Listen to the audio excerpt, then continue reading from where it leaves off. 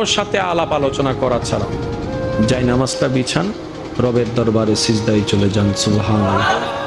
চোখটা বন্ধ করেন, চোখের পানি ছাড়তে থাকেন, মন হালকা হতে থাকবে, সিজদায় রবকে বলতে থাকেন, যা বলার বলতে থাকেন, যেভাবে বলার বলতে থাকেন।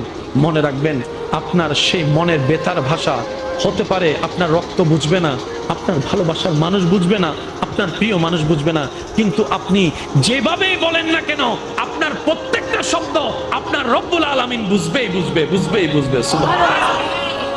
আপনি যখন ওনাকে দুঃখের কথা বলবেন, উনি আপনার দুঃখটাকে হালকা করে দিবে। সেই দুঃখের খবর প্রকাশ করে আপনাকে কখনো বেইজ্জত করবে না। আর আপনি যখন সুখের খবর পেয়ে রবের দরবারে সিজদায় চলে যাবেন, তখন আল্লাহ তাআলা খুশি হয়ে আপনার সুখটাকে আরো বাড়ায় দিবে।